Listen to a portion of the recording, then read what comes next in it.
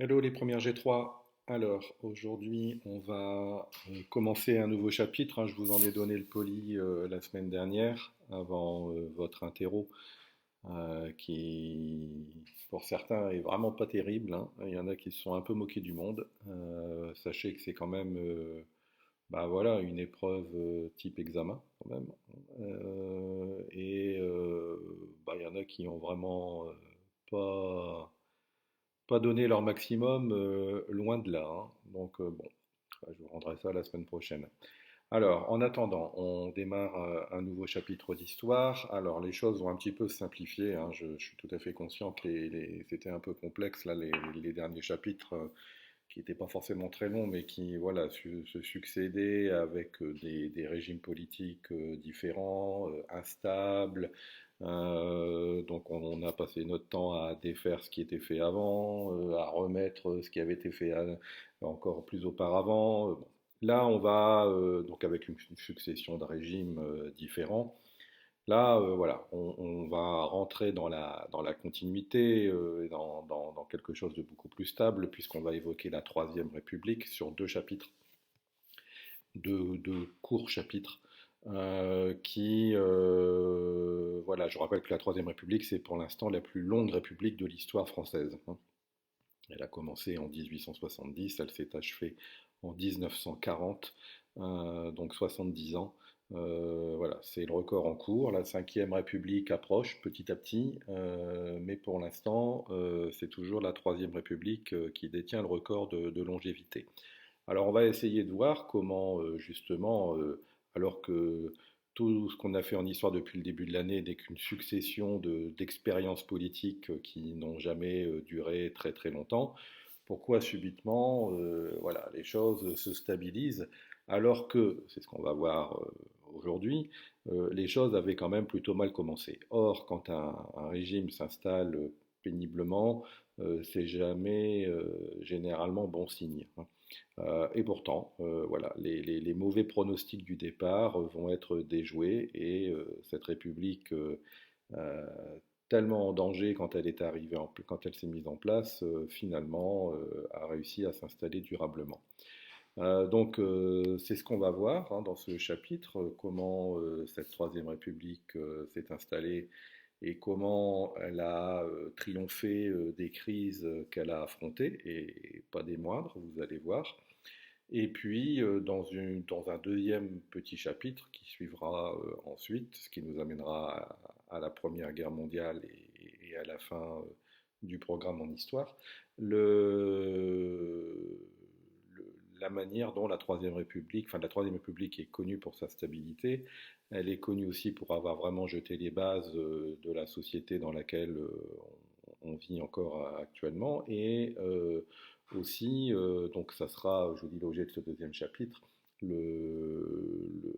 l'empire colonial, hein. C'est vraiment le régime qui a développé l'idée du colonialisme en essayant d'en justifier au maximum le bien fondé, dont on verra avec le recul qu'il n'était peut-être pas si bien fondé que ça. Vous avez ici une image de Paris, hein, sous la Troisième République. Donc, on est loin, hein, des troubles qu'on a pu évoquer quasiment à chaque chapitre d'histoire depuis le début de l'année, de révolutions, de révoltes, de barricades.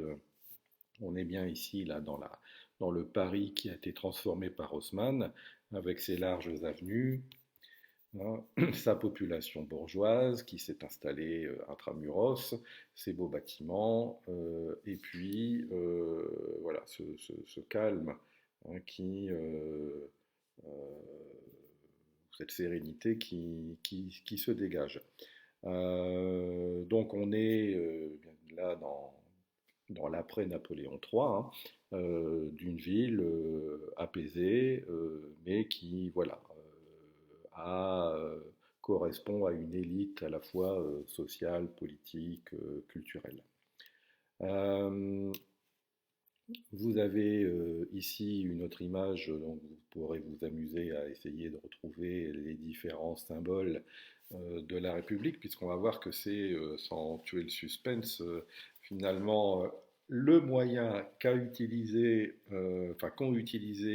les républicains au pouvoir pour pouvoir.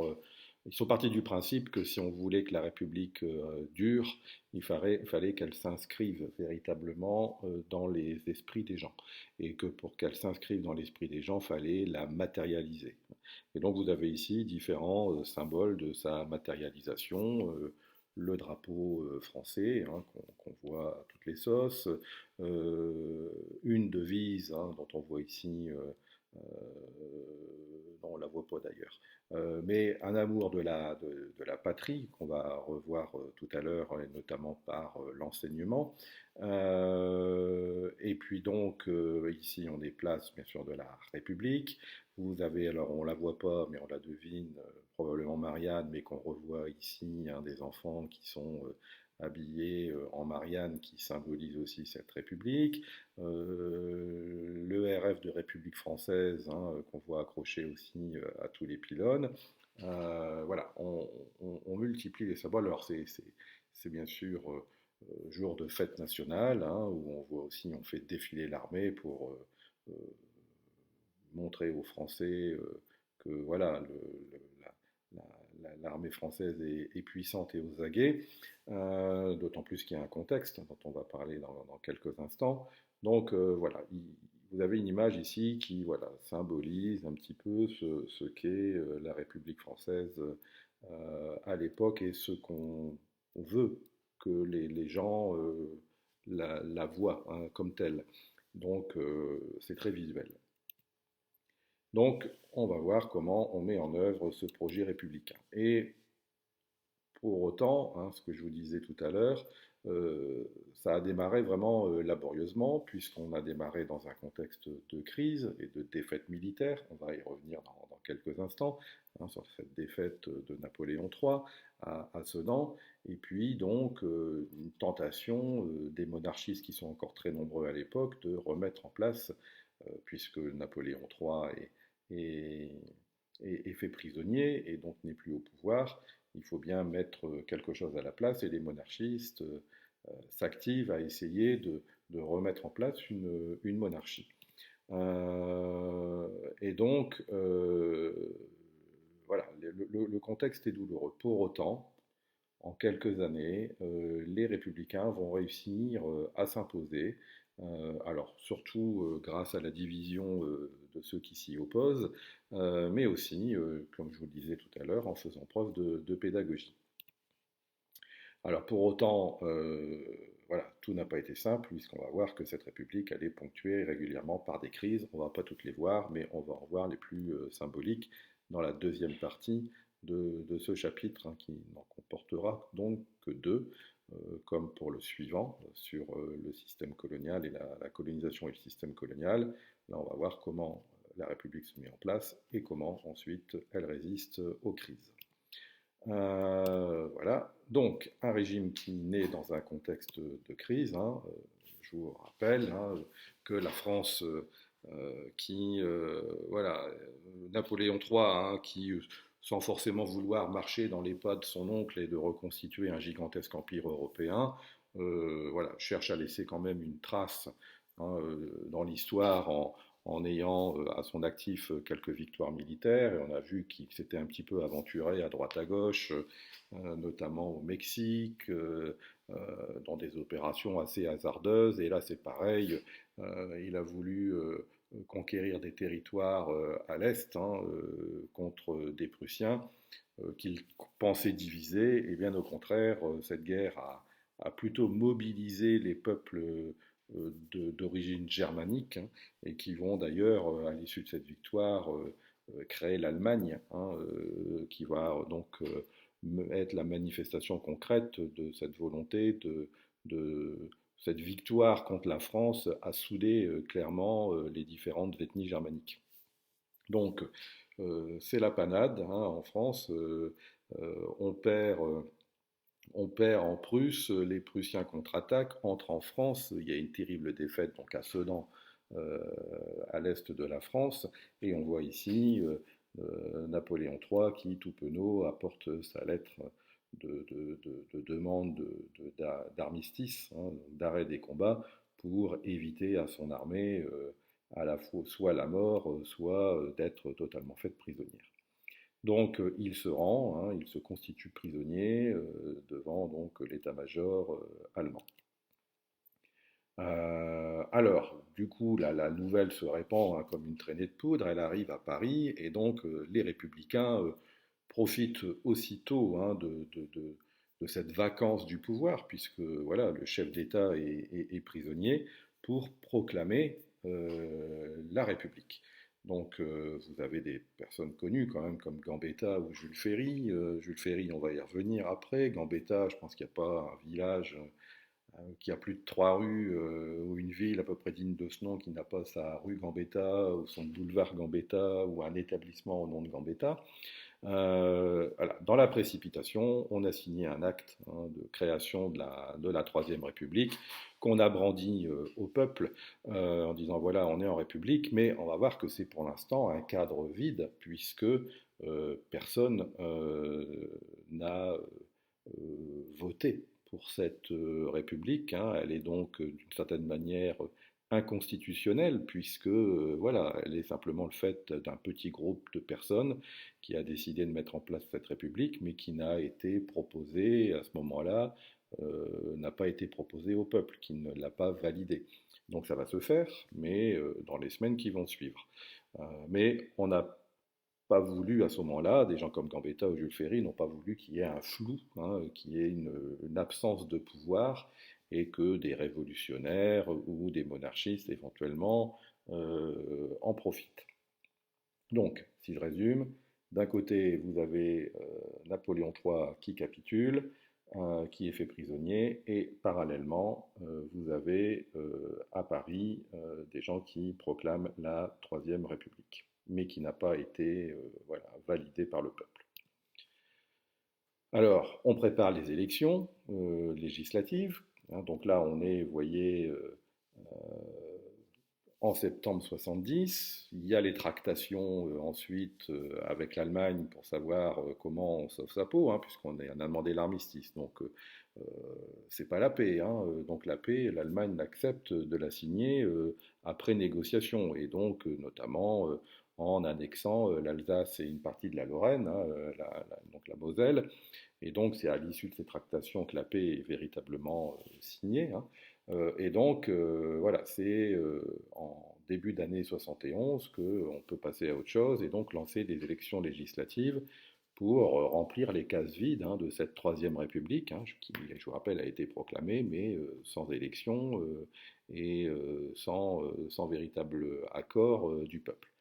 Alors, ce qui est d'ailleurs va contribuer aussi un petit peu au flou de cette époque, mais je vous rassure, c'est les derniers moments de flou, hein, ça va se fluidifier après, ce sont bah, les monarchistes qui remportent la victoire dans beaucoup de provinces françaises.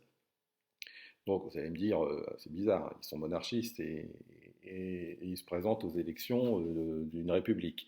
Bah oui, mais c'est justement là le principe, c'est de jouer le jeu de la démocratie pour passer, pour arriver au pouvoir, on va dire, un peu tranquillement, et puis en même temps dire, bah voilà, nous, on peut éventuellement remettre une monarchie, puisqu'on a été élu par le peuple, ça veut dire qu'ils croient en nous, ils ont confiance en nous, et donc ils, euh, ils sont prêts éventuellement à nous suivre si on remet une monarchie. Donc les monarchistes jouent le jeu des élections et une fois élus, ben, commencent à réfléchir à la manière dont ils vont remplacer cette république qui est, encore une fois, je vous dis, une coquille vide pour eux, en monarchie. Mais seulement, il y a deux problèmes. C'est que d'un côté, bah, il y a une partie de la population qui ne veut plus du tout de la monarchie, et notamment la ville de Paris, on va en parler dans quelques instants. Et puis, chez les monarchistes, c'est très divisé parce que chacun a son champion hein, et veut placer son champion sur le trône.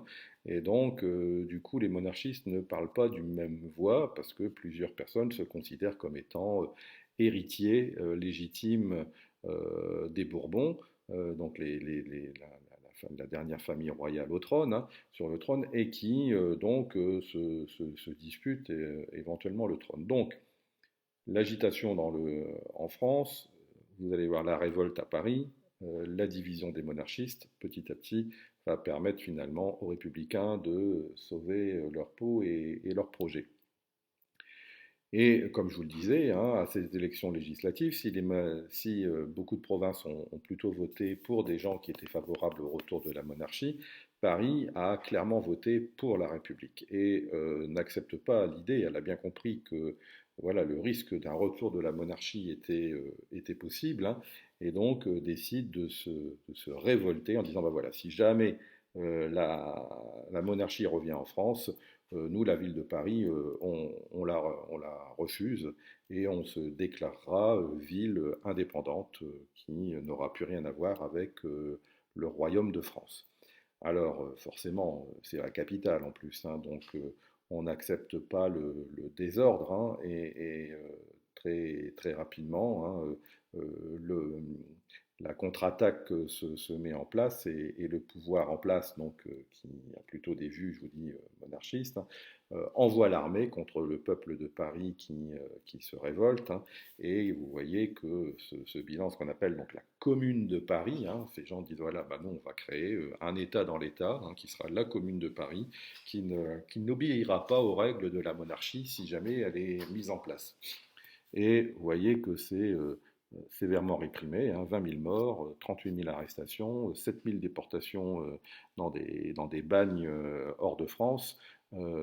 C'est très sanglant. Alors, vous avez, d'ailleurs, je vous rappelle qu'on en a célébré l'anniversaire il n'y a pas très longtemps de cette commune de Paris, qu'on n'a pas trop célébré, parce que je vous dis, c'est un mouvement, un moment un peu douloureux dans notre histoire. C'est ce qu'on est dans un contexte de guerre civile, il faut dire ce qu'il est, hein, c'est les Français qui se battent contre d'autres Français, avec, je vous dis, beaucoup de morts, donc c'est pas très glorieux. Et puis, voilà, je vous dis, c'est très sanglant. Alors vous avez quand même, hein, je vous invite si jamais ça vous intéresse éventuellement, ou si vous, dans votre bibliothèque, vous tombez là-dessus, dans la bibliothèque de votre commune, vous avez ici, si lire des livres d'histoire, ça vous plaît pas forcément, peut-être que lire des BD d'histoire, ça peut éventuellement plus, vous pouvez peut-être plus y adhérer. Et là, vous avez un dessinateur très célèbre, hein, un dessinateur de BD qui s'appelle Tardy, qui s'est associé avec un historien, Vautrin, et qui ont fait en deux volumes, hein, une BD sur la commune de Paris, et qui est vraiment assez incroyable. Donc, vous verrez vraiment quelle est l'ambiance dans le milieu populaire parisien, quelles sont les conditions de vie et voilà, comment se sont passés ces quelques jours, hein, de révolte à Paris. Alors, vous voyez, hein, bah, il y a le retour des barricades, hein, et c'est la dernière fois qu'il y en aura véritablement à Paris. Et là, je fais une petite pause. Ouais, alors, je reprends, excusez-moi pour cette petite pause, mais c'est voilà, les aléas quand on fait ses cours à domicile. Donc je vous disais, hein, voilà, une BD que vous pouvez éventuellement lire, hein, vous en avez, si ça veut bien, voilà, derrière une illustration ici, vous voyez, on joue beaucoup sur le noir et blanc et la couleur qui marque, hein, notamment le rouge, parce que voilà, le rouge, on le retrouve à la fois dans le drapeau français, dans le, dans l'idéal communiste qui commence un petit peu à se développer à ce moment-là, et puis bien sûr dans le sang qui va couler en abondance à ce moment-là. Et on voit donc l'armée, hein, qui est appelée pour faire respecter l'ordre et qui n'hésite pas à tirer sur ses compatriotes. Et on le devine ici, encouragé en quelque sorte, hein, par la bourgeoisie, hein, qui encore une fois, je vous l'ai déjà dit, hein, cherche avant tout l'ordre et la discipline, et ça, bah, c'est le bazar, hein. Et puis le clergé, qui est un soutien toujours très puissant de la monarchie, hein, et qui, bien sûr, aussi, on va dire, n'est pas forcément défavorable à ce retour à l'ordre, même par la force. Donc, comme je vous le disais tout à l'heure, hein, les conservateurs au pouvoir préparent une restauration de la monarchie, mais ils sont très divisés. Leur désaccord, hein, va favoriser petit à petit, finalement, le maintien au pouvoir des républicains, hein, qui avaient créé cette troisième république un peu comme ça, à la va-vite, hein.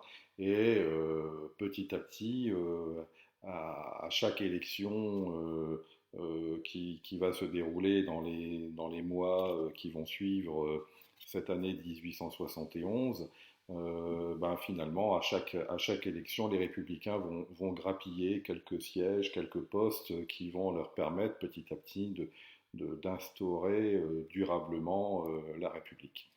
Alors, vous avez, voilà, une ébauche un peu de cette répartition des pouvoirs, hein. Donc vous voyez que il y a, de nouveau, le retour au suffrage universel, hein. Donc on permet, alors masculin, bien, enfin, j'allais dire bien évidemment, non, pas évidemment, mais à l'époque, oui, évidemment, les hommes, hein, donc là, il n'y a plus d'impôts, c'est plus une monarchie, c'est plus une élection censitaire, hein, on ne paye pas d'impôts ou de taxes pour avoir le droit de voter. Tous les hommes majeurs, hein, donc à 21 ans, c'est la majorité à l'époque était 21 ans, ont le droit de voter, pour élire des députés, pour élire, voilà, des conseillers municipaux, qui vont, ensuite élire des sénateurs, hein. Donc là, on est dans le suffrage universel direct pour l'Assemblée nationale, le suffrage universel indirect pour le Sénat. Et ce Sénat, va élire à la fois, enfin, va d'abord élire le président de la République. Donc le pouvoir exécutif qui est en rouge ici dépend en quelque sorte du pouvoir, législatif. Et ce pouvoir législatif choisit avec le président du Conseil, à savoir ce qu'on appelle maintenant le Premier ministre, hein, mais qu'on appelait à l'époque le président du Conseil. Donc on voit bien que ceux qui ont la main mise un peu sur le pouvoir à ce moment-là, c'est le pouvoir législatif qui correspond bien donc à cette volonté de faire un régime le plus, démocratique, possible. Alors voilà, petit à petit, donc les républicains remplissent, les cases, hein, de ce squelette qui était vide au départ en 1870 et vont essayer, du coup d'asseoir, hein, cette république sur des principes, indiscutables, fondamentaux, petit à petit considérés comme indiscutables, et qui sont très inspirés du début de la Révolution. Donc, on revient s'installer à Paris, hein, parce qu'il y avait eu une tentation de partir à Versailles. Les monarchistes, dans leur projet de remettre un roi, avaient déjà fait la première étape en disant on va mettre les assemblées à Versailles. Tout le monde revient à Paris, et puis ensuite on va s'attaquer à, comme je vous l'ai dit dans l'introduction, à trouver des symboles, hein, à remettre en avant des symboles qui vont clairement incarner la République, qui vont permettre aux gens d'en avoir, une image concrète, hein, au lieu d'en avoir une idée, abstraite. Donc, on va redonner un certain nombre de libertés qui avaient été, supprimées ou contestées ou diminuées, dans les régimes précédents, à savoir, beaucoup de lois basées sur la liberté de la presse, hein, qui permet donc, qui donne en fait, ce qui équivaut à une liberté d'expression, hein. Donc les journaux vont pouvoir de nouveau être publiés, vont avoir le droit du coup d'analyser les événements politiques et éventuellement de critiquer, hein, les décisions qui sont prises. Le régime accepte l'idée de la critique. La liberté de réunion, ce qui, d'une certaine manière, ouvre la voie à la création de partis, politiques, hein. Souvenez-vous, qu'à l'époque de, de la monarchie, la dernière période de la monarchie, on avait, même interdit les banquets, hein, parce que la réunion était interdite, et donc les gens faisaient des banquets pour pouvoir parler de politique, et on avait interdit aussi, les banquets pour empêcher les gens de discuter entre eux. Là, de nouveau, on autorise la liberté de réunion, on autorise même les syndicats, c'est-à-dire des groupes de représentation professionnelle qui vont défendre les métiers face au patron.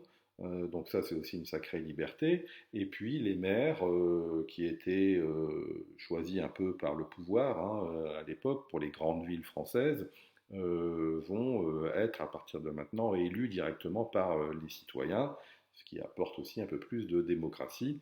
Et puis, suite à cette liberté de réunion, vous avez une loi qui est très importante puisqu'elle existe toujours et une bonne partie des associations qui sont encore en vigueur de nos jours découlent de cette loi de 1901 qui va donner naissance concrètement effectivement aux partis politiques, mais les associations sportives, de chasseurs, de ce que vous voulez, de collectionneurs, etc., voilà, découlent de cette loi de 1901. On a le droit de créer des associations, ce qu'on appelle à but non lucratif, c'est-à-dire que l'objectif n'est pas de gagner de l'argent, c'est-à-dire que ça ne veut pas dire qu'il n'y a pas d'argent qui circule, mais quand il y a de l'argent, cet argent doit être réinvesti pour le développement de l'association. Donc si vous avez un club de foot, les cotisations, elles servent à payer les maillots ou éventuellement à agrandir les vestiaires ou à refaire une pelouse. Et voilà, c'est pas l'objectif, c'est pas de gagner de l'argent, de le placer en bourse et de faire du business. Alors, bien évidemment, comme je vous l'ai sous-entendu tout à l'heure en parlant du suffrage universel masculin, voilà, on fait un grand pas vers la démocratie, même s'il y a encore d'autres pas à faire, puisque à ce moment-là, bien sûr, encore une fois, je dis bien sûr, mais c'est bien sûr par rapport à l'époque, on considère que les femmes n'ont pas leur place dans la vie politique, et puis on le verra dans le chapitre suivant, les peuples colonisés sont bien sûr pas considérés comme étant des citoyens à part entière et n'ont pas le droit non plus de s'exprimer. Et donc ça nous amène à la diffusion après donc d'une culture républicaine. L'objectif maintenant c'est de faire savoir aux gens que voilà cette république c'est le meilleur régime pour eux pour voilà acquérir des libertés pour pouvoir s'épanouir dans une société qui leur donne les moyens de voilà d'avoir un avenir s'ils prennent leur destin en main. Alors, prendre son destin en main, c'est avoir les armes pour le prendre son destin en main. Alors quand je dis les armes, c'est pas forcément des pistolets et des sabres, c'est aussi la connaissance. Et on va voir que cette république, elle s'appuie beaucoup, notamment sur l'école, et donc on y arrive à votre héros Jules Ferry, qui considère que l'école c'est un élément fondamental pour préserver la République. Alors pourquoi on va mettre les enfants à l'école de manière obligatoire pour d'une part les protéger d'aller à l'usine ou à la mine, ce qui est très, ou même dans les champs, ce qui est très dangereux pour eux parce qu'on les fait travailler très jeunes à des rythmes très difficiles dans des conditions de travail qui sont très, très précaires et vous avez une mortalité infantile très, très importante avec des accidents du travail qui touchent beaucoup les enfants. Donc l'école publique laïque obligatoire, elle devient un moyen de protéger la jeunesse, mais c'est aussi un moyen de propagande. L'école de la Troisième République, elle a clairement pour objectif de faire connaître la France, parce que les Français ne connaissent pas la France. Comment voulez-vous aimer un pays que vous ne connaissez pas quand vous habitez Bordeaux, vous n'avez jamais vu Lille et vous ne verrez jamais Lille. À l'époque où vous habitez Marseille, vous ne verrez jamais Brest. Les gens circulent très peu, les moyens de circulation sont très limités et ceux qui se mettent en place avec la révolution industrielle, les chemins de fer, etc., coûtent très très cher pour une grande partie de la population. Donc la vie de quelqu'un à la fin du 19e siècle, début du 20e, elle est réglée dans un périmètre qui est assez réduit. Donc comment voulez-vous aimer un pays que vous n'avez jamais vu, que vous ne connaissez pas? Donc on va vous apprendre à connaître votre pays, on va y revenir juste après. Et puis on va essayer de développer du coup aussi une fibre patriotique, hein. Souvenez-vous, cette République, elle est née de la défaite contre les Allemands. On a une haine contre les Allemands qui nous ont pris un petit bout de pays, là, et on n'a qu'une envie, c'est d'en découdre de nouveau avec les Allemands pour reprendre un petit peu c'est l'Alsace et la Moselle qui sont vraiment voilà, hein, une cicatrice encore béante dans le cœur de beaucoup de Français. Donc, on forme du coup des instituteurs, hein, qui vont voilà, avoir pour mission, hein, de former de bons et de jeunes patriotes, hein, qui vont aimer à la fois la France, mais aussi vont être prêts à défendre la République.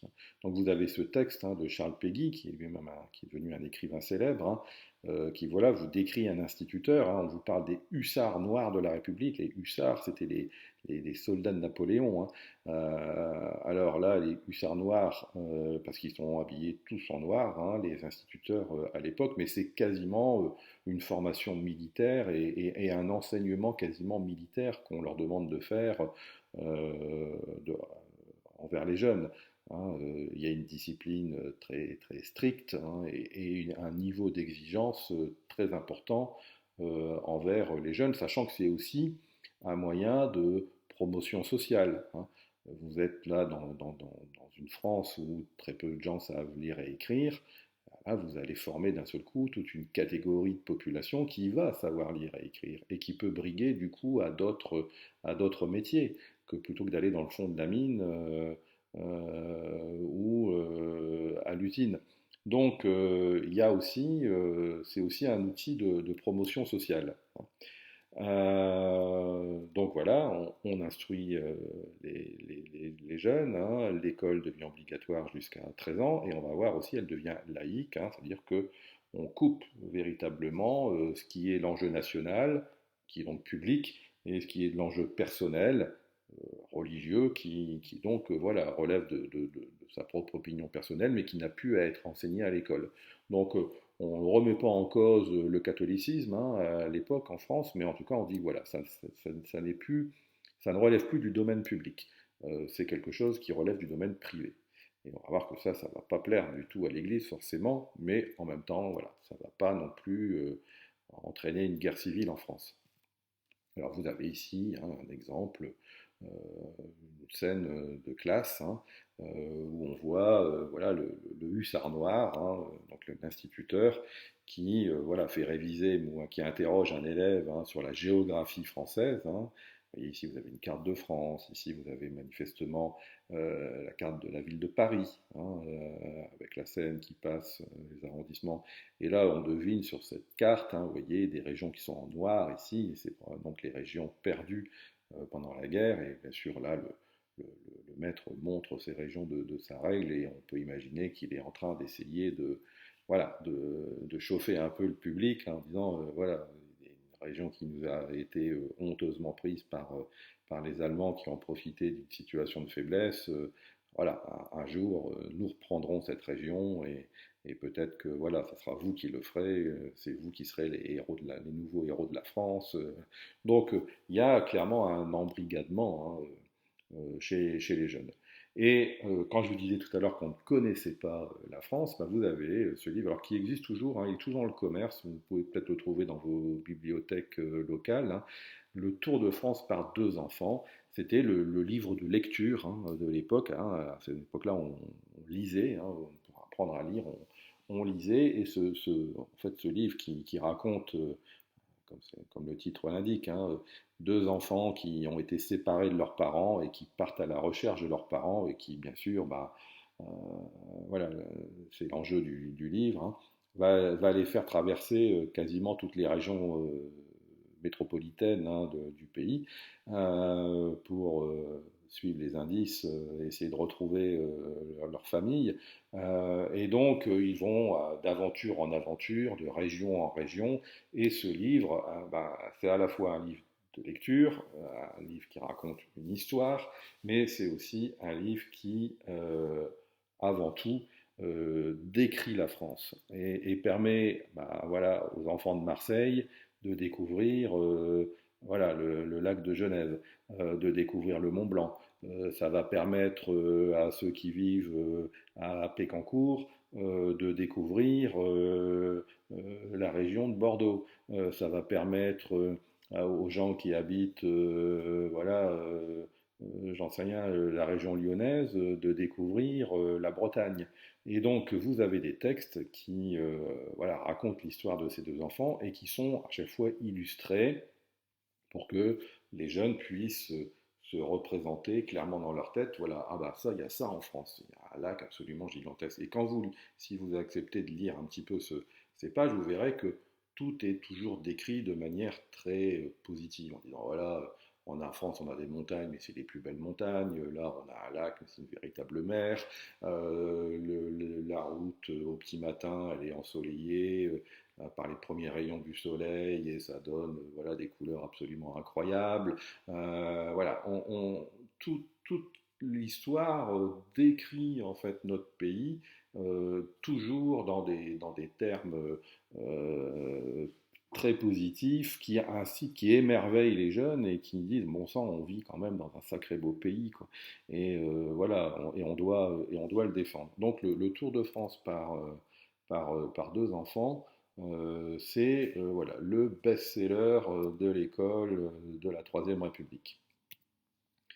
Donc, pour construire une culture républicaine qui soit la même pour tous les Français, hein, façonner une conscience collective, des symboles sont adoptés.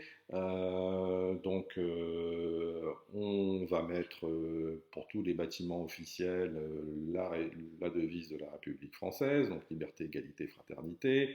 Un buste donc de la personne qui va, de cette allégorie hein, de la République, parce que la République c'est une idée abstraite, donc on va la représenter par une jolie femme, hein, voilà, pour apprendre à aimer cette République. Un jour férié décrété, donc pour célébrer la fête nationale, un hymne officiel, les plaques donc République française, donc on a vu dans la première illustration, on va les trouver aussi partout. Alors voilà, vous avez ici il y a un exemple hein, de tout ce qu'on peut trouver comme symbolique qui nous place dans une continuité et une fierté nationale. Hein, donc les initiales RF, hein, République française, qu'on trouve partout. Donc Marianne, avec le bonnet phrygien révolutionnaire, avec la couronne de laurier qui symbolise la victoire. La Bastille, là-bas, hein, qui et donc un moment glorieux de la prise du pouvoir par le peuple hein, pendant la Révolution. Et puis cette volonté, ça vous ne pouvez pas le deviner, mais cette volonté de retrouver une cohésion nationale, hein, on pardonne hein, à ceux qui ont lancé la révolte parisienne et qui ont mis à feu et à sang la ville. Mais pour sauver la République, hein, et ben, tous ceux qui ont été déportés à l'époque sont amnistiés et peuvent revenir en France et vivre de nouveau librement. Alors, voilà, petit à petit, les gens vont s'approprier un peu hein, toute cette symbolique, cette littérature, ces illustrations, et finalement, tous ceux qui étaient opposés à cette République, soit vont s'y ranger, ou soit finalement leur opposition va s'atténuer ou va devenir de moins en moins audible auprès de gens qui de plus en plus vont adhérer un peu à ce principe démocratique. Donc bien évidemment, je l'ai expliqué, hein, le pape qui aurait plutôt préféré une monarchie, parce que la monarchie, elle fonctionne beaucoup avec la religion. La République, bien sûr, ça ne les a pas, ça ne plaisait pas du tout au pape. Et puis le fait que l'école devienne laïque, ça lui plaît encore moins. Mais finalement, bon, la religion en tant que telle n'est pas, la religion catholique en tant que telle n'est pas interdite. Elle reste voilà, la religion d'État en quelque sorte. Et donc à ce titre, finalement, les oppositions catholiques vont petit à petit s'atténuer en disant bon bah vaut peut-être mieux même si voilà on a perdu un peu de notre influence politique on a encore de l'influence sur les consciences de la population, donc bon, c'est mieux que rien. Pareil, on va voir le peuple hein, qui considérera pour certains que cette République elle est quand même assez injuste, et que tout le monde n'a pas les mêmes droits. On va voir apparaître le mouvement socialiste hein, et puis ensuite le mouvement communiste qui, bah, lui aussi, on verra, sera très très divisé, alors que finalement les républicains sont assez unis. Et donc, ça ne veut pas dire que ça ne sera pas une force négligeable. Hein, on va en parler, il y aura beaucoup, il y aura des grèves, il y aura des avancées sociales qui seront obtenues grâce au mouvement socialiste, mais en tout cas pas suffisamment important pour pouvoir remettre en cause le régime républicain. Et puis ceux qui les nostalgiques hein, des grands chefs militaires comme Napoléon, etc., vont tenter aussi, hein, plus ou moins, de, de prendre le pouvoir, ou tout au moins de jouer un rôle important en France à ce moment-là. Et notamment, vous avez le général Boulanger, on appelle ça le mouvement, le boulangisme. Bon, ça, vous en avez sûrement jamais entendu parler, parce que c'est resté assez finalement confidentiel. C'était voilà, un général qui avait beaucoup de popularité, qui avait gagné pas mal de batailles importantes et qui, voilà, euh, à un moment donné, s'est demandé si voilà, il ne pouvait pas faire un coup d'État comme l'avaient fait les deux Napoléons auparavant, mais on va dire qu'il n'avait pas l'envergure, pas le charisme et pas suffisamment d'appui derrière lui pour pouvoir le faire, et donc ça a fait assez vite pchit.